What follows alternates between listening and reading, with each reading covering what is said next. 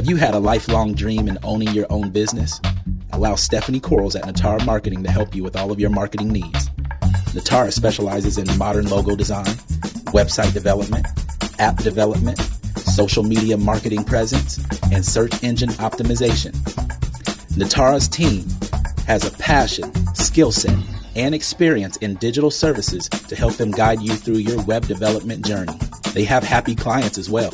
Owner of In-State Business Solutions, LLC, Cameron Shaw said, "Keep doing what you're doing. My experience with you and your team has been great." Contact Stephanie and Natara at 866-752-8461 or email services@nataramarketing.com. Enough looking at impressions. Let's impress the world. Frustrated with your pain? Team Rehabilitation of Kokomo, Indiana can help you find the solution. We give free injury screens. Call to schedule yours today at 765-416-6630. We're located at 613 West Lincoln Road, just west of the South End Post Office.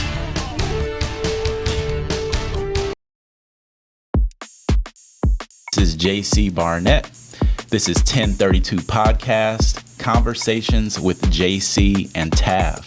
How you doing, my friend? Good, doing great. Ready to talk about homes today. That's wonderful. We're going to talk about home ownership, renting, clear up some common misconceptions that people may have about home ownership. So let's get right into it. We're going to warm up a little bit with, first of all, thanking our sponsors, Natara Marketing, Stephanie Quarles. We want to thank her for her support and belief in what we're doing here at 1032 Podcast. We also want to give a shout out to Team Rehabilitation, Dwayne Ewing. He's been a wonderful presence in the community for a long time now. We want to thank him for his support. So, Travis, home ownership. I know that I personally have some questions in reference to home ownership and clearing up some of the common misconceptions that I may have had. And I just would like to help others out there in the community as well clear some of those things up. So personally, growing up, I lived in 3 different houses, and my parents owned all 3. Each time we moved, they made money, and I don't know if I remembered that when it happened, but I definitely learned about that as I got older. And I've been married now for 18 years, and we are on our 6th home. So we moved often, and I've also flipped 3 houses in the midst of flipping the 6 that we live in. So, a conversation with my tax prep. It was Jackie Hogan a few years ago. She mentioned there's really one way that you can make money and not be taxed on it. And of course I was all ears, and she said, if you live in your house for more than 2 years and sell it, you don't have to pay capital gains tax. And she said jobs are great, people need income, but I never really thought that my house could be my second job. My house is essentially my second income. So we bought a house on Washington for $39,000. Sold it for $76,000. We lived in it for 5 years. The nice thing about living in the house is you don't have to fix it all up at the same time. And I don't really do most of the work.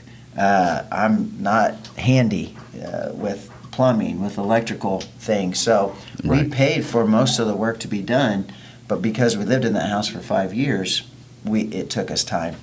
Then we bought a house for $33,000, a street back, sold it again for $76,000, and you could start to see that house after house after house, we were starting to build a little nest egg for ourselves to then be able to buy houses with cash. So this is something that worked for my family, and I just want to tell all Kokomo about it. Because my wife stayed at home. My income was $29,000 a year. So if a family of 4 on $30,000 a year could do this, then really anyone can do this. Right. And one of the things that, for myself personally, and many others may have questions about this information, this knowledge and wisdom came from your tax preparer. So she's not going to give you anything in reference to bad advice that could get you in trouble as far as, okay, this could be income that isn't taxed. This is income that you don't have to worry about paying back to the government. And so worries or concerns that someone might have about that specifically, you got this from a tax preparer, so they wouldn't steer you wrong. Are you comfortable in that knowledge? Absolutely. And one time we sold a house in 1 year, and we did have to pay capital gains. But like my buddy says, paying taxes mean you made money. Mm-hmm. So that's not a bad thing. Right. And there are some risk with home ownership. I get it. People worry about a roof or a furnace or some big ticket item going out. Yeah. But I would also argue, what if your head gasket goes out in your car? Mm-hmm. You know, what if there's a health concern and you have to pour a bunch of money into your health? Right. Those things in life are going to come. Mm-hmm. But renting, as we think about this and pull back, you're essentially, let's say you're paying $800 a month. Well, you have the budget to pay that. Mm-hmm. Well, after 3 years, you move. Guess how much of that money goes with you? None. Right. You're literally paying someone $800 to live in that home. And unfortunately, in Kokomo, a lot of the landlords don't even live here. They're from Texas, they're from California, they're from New York, they're from Indianapolis. Right. We're essentially making other people money. Right. That's not us. Yeah. So Bridges has jumped into helping renters become homeowners. And of the 7 families that we've placed in homes, 4 of them pay less on their mortgage than they pay on their rent. Mm-hmm. And the beautiful thing is, after years and years and years of living in this house, when they move, now they're going to have all that equity that does go with them. Yeah. Depending on how long they live there, that they can put as a down payment on their next house. Mm-hmm. Or if they pay it off, then that's just all profit. Right. No, I mean, you've given me a wealth of knowledge just in that little time that you've spoken there, and have cleared some things for me and given me some new perspective, a little bit about my story and my background. My family, I have a wife, I'm married, I have 4 kids, and we rent. But the beauty of us renting is that I rent from my father. So the income that I make and what I pay in terms of rent to my dad in the home that he owns still, which is the house that I also grew up in and I get to raise my kids in, is that the money goes back to him. Mm-hmm. And essentially it stays in the family. And you know, the way that I see that is that, you know, I get to live in a home that I'm familiar with and that I can raise my family in and pay these funds to my dad. But also, I'm making improvements on the home as well and bringing value to the home. So whether he were to sell that home in the future to somebody else, the value of that home has increased. And if I decide I want to buy and purchase that home from my dad, then I've put back into that home that I'm living in as well myself. So we made a decision between my wife and I that we're going to rent, and we're going to rent from my father who owns the home. And, you know, he and my mother now live in another home. And so they, you know, they're making memories there as they've made memories in the home that I'm living in currently with my family now. But, you know, I think you've given me tremendous perspective on what it would be like to pursue home ownership for myself and for my family. Like you said, and the word says, troubles are sure to come, you know, regardless of what that looks like for you personally in your life. That could come in a number of different ways, and a number of different variables will cause you to have to reevaluate some things. But for anybody who was questioning whether or not they should ever pursue home ownership, I think Travis has given us something to think about for sure. Yeah, homeowners have a net worth that's 36 times more than the average renter.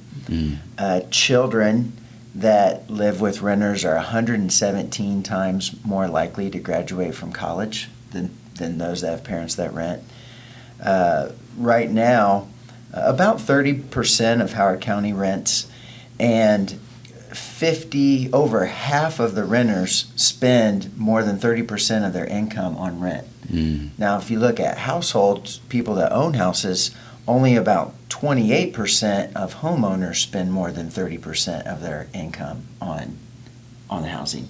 So renting,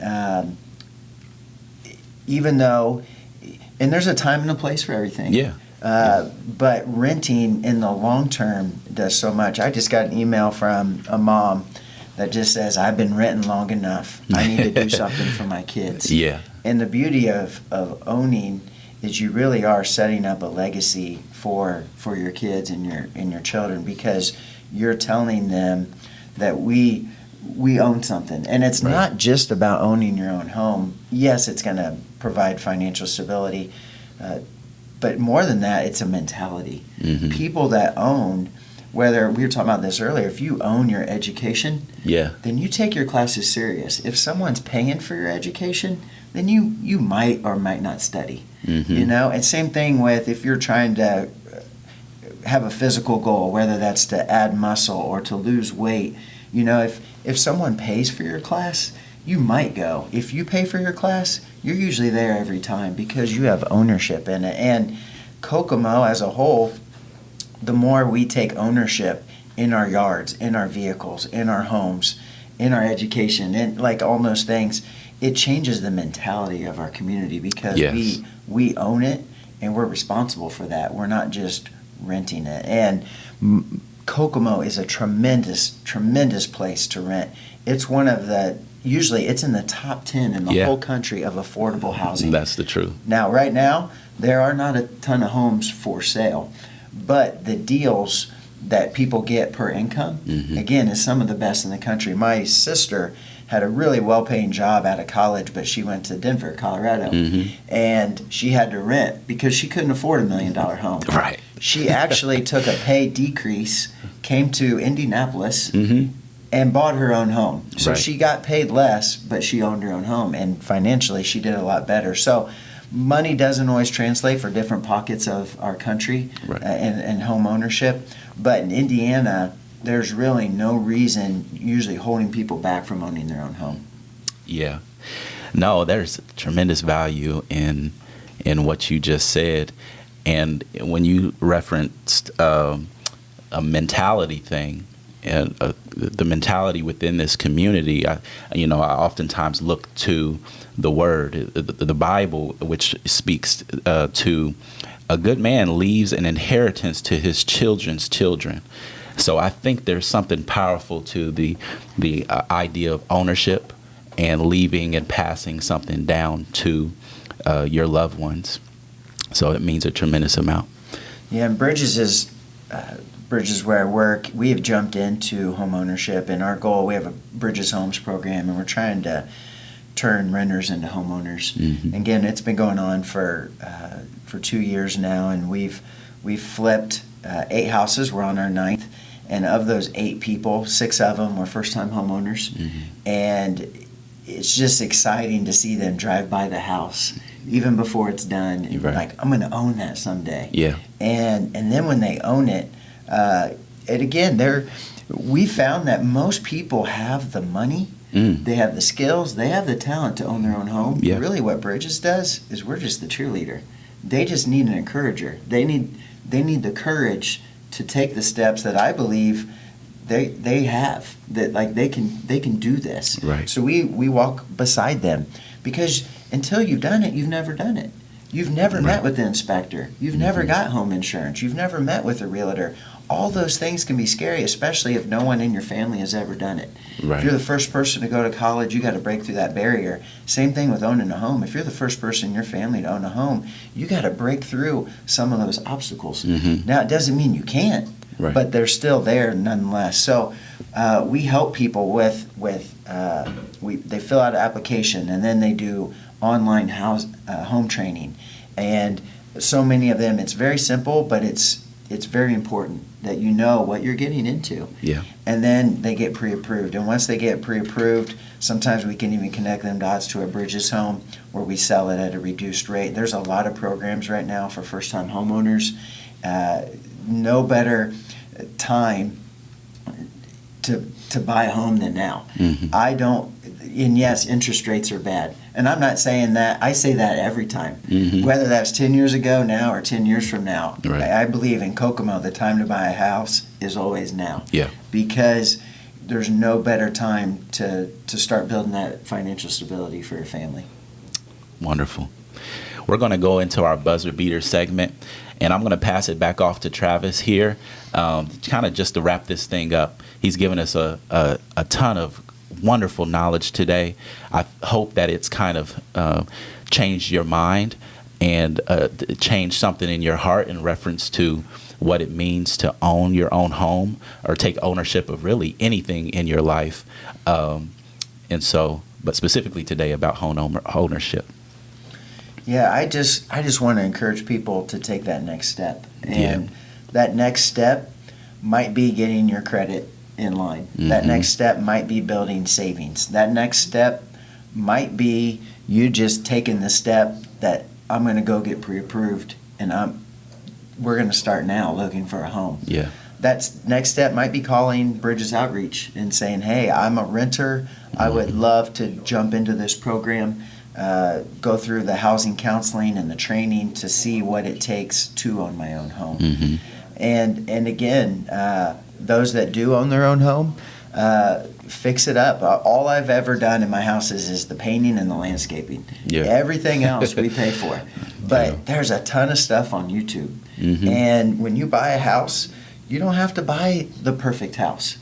That's how me and my family have made it, is we've bought foreclosures. We've bought the bad houses. Yeah. And then we live in them. We love them, TLC. Yeah. And then in 2 years, 3 years, 4 years, we sell them. We recoup all the profits that we've put into that, and then usually then some, and then we take that and roll it into the next one. So not everyone loves moving, but we have a mentality that it helps us simplify things. Yeah. So when we feel like we're accumulating too much stuff, we move. It helps us get rid of stuff and start back over.